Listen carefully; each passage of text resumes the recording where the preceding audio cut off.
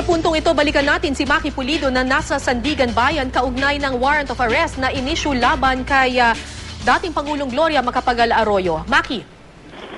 Kara, kahapon, October 3, inilabas or inisyu ng Sandigan Bayan 1st Division itong warrant of arrest laban kay dating Pangulong Gloria Macapagal Arroyo. Kaugnay nga ito ng di umano'y maanumalyang paggamit ng pondo ng PCSO.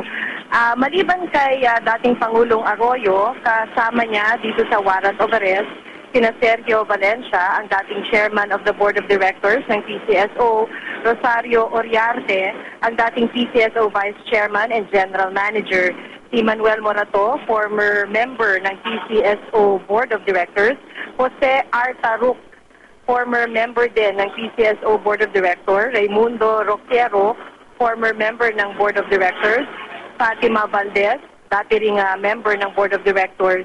At pati nadawit na rin sa kasong ito, pati mga dating COA, kabilang na sina Reynaldo Villar, ang dating chairman ng Commission on Audit, pati si Nilda Plaras, dating head ng intelligence ng COA, pati na si Benigno Aguas, ang dati namang PCSO Budget and Accounts Manager. Kanina, tinatanong natin ang Sheriff's Office ng Sandigan Bayan kung ano na isusunod na yung nakalabas na itong warrant of arrest laban kay dating Pangulong Gloria Arroyo. Pero hanggang sa ngayon ay hinihintay natin kung ano nga yung kanilang plano. Wala pang masabi ang Sheriff's Office. Kasalukuyan ay may dinidinig na ilang mga motion kaugnay nga nitong plunder case ngayon dito sa Sandigan Bayan 1st Division.